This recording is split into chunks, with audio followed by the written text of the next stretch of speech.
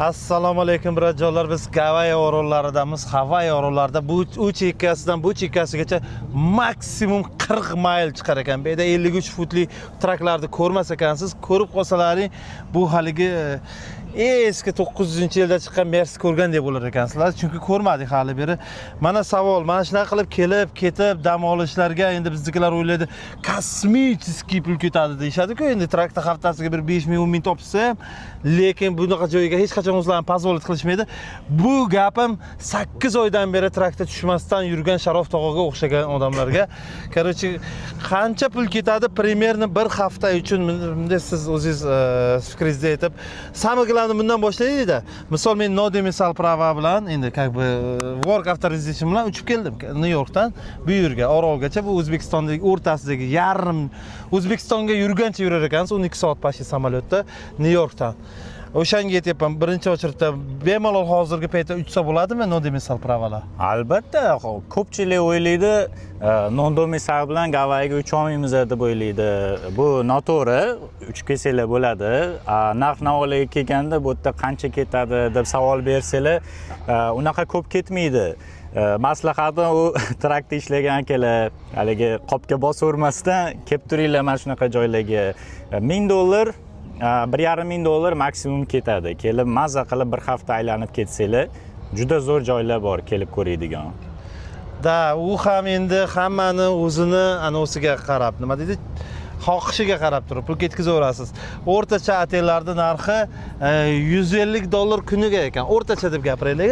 Shunaqa. Shunday, endi 5 yulduzda turaman desalar $200 dan to'laysizlar kunlaringga. Endi o'zi ham hammasi mashina olish kerak rentga.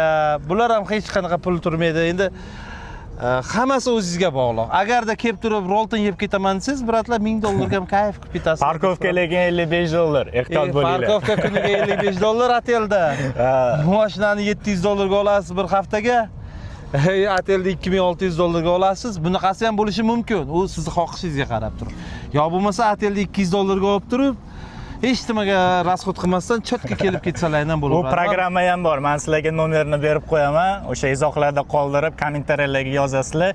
O'sha kommentariyaga qoldirilgan bizga deb yozgan bo'lsanglar, sizlarga o'sha nomerni yuborib qo'yamiz. Bu nomer orqali sizlar tekinga yoki maksimum $200 yo $300 ga bir haftaga 4 yulduzli yo 5 yulduzli otellarda bir haftalik nima travel package ola olasizlar.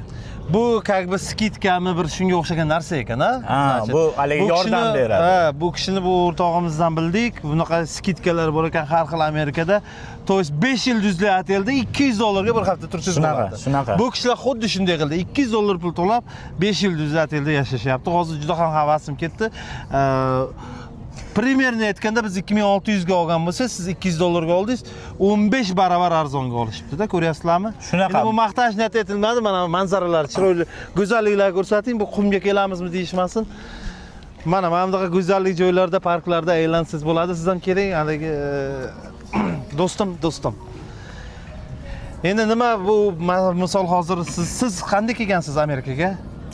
Men endi 2019 yilining boshida kelganman. O'sha nima programma orqali kelganman. Men ham bu yerga shu bilan o'zimiz ham trak haydaganmiz.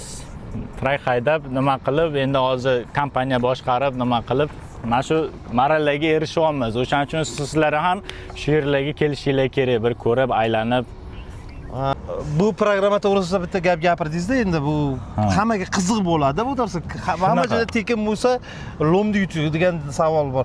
Shuning uchun kimlar uchastik qila oladi programmada? Qanaqa insonlar? Endi bizning communityda ko'pchilik bunaqa programmalarni bilmaydi, lekin men bu amerikanslar, nimalar yosh kattalar bu programmani uchastik qiladi. Bu programma nima uchun o'ylab topilgan? Masalan, bu programmada 1000 dan ortiq gostinitsalar, resortlar butun dunyo bo'ylab qatnashadi. Bu programmani nima uchun ochilgan? mana shu turistik, mana shu Gavayi turistik joylarni haligi reklama qilish uchun odamlar keladi. Siz kelasiz, mana shu uchasiz qilasiz, pul to'lamaysiz, unaqa kelasiz, lekin konferensiya bo'ladi. Ertasi kuni konferensiyada обязательно qatnashasiz. U yerda kameraga oladi, sizga o'xshagan odamlar o'tiriladi. O'shda hamma yo'qni tushuntiriladi. Gavayida qanaqa joylar bor, nimaga bu programma, shunaqa joyda qatnashasizlar. Shunaqa odamlar uchun mana shunaqa reklama qilish uchun qilingan. Oling shularni ham bir iltimos. Mashinamizni tagiga tovuqlar kirib oldi. Mashinaning tagiga tovuqlar kirib olgan. Bu yerda normal holat ekan. Misol boshqa joylarda haligilar nima qushlari, o'rdaklar, g'ozlar bo'lsa, bu yerda tovuqlar ko'chada o'sib yurar ekan. O'zidan o'zi diki tovuqlar degandek, ha? Shunaqa tovuqlar bir ajoyib bir kulturasi. Amerika desen Amerikaga o'xshamaydi. Bir haligi desen bilmayman, bir Braziliyaga o'xshatasan, bir Kubaga o'xshaydi. Bir qaylardir qanday ajoyib, короче, ajoyib. Havosi ham juda zo'r, Kaliforniyaning tropik havolarini eslatadi. Juda ham haligi svejiy, nima, mazza qilib nafas olasiz. Tinch okeanning qoq o'rtasida. Agarda kimda kim keyingi safar putешествие qilmoqchi bo'lsa, agarda xohlasalar menga lichkaga yozinglar, birga bratlar gazni bosamiz. Meni borib kelishim to'lasalar ham bo'ldi. Go.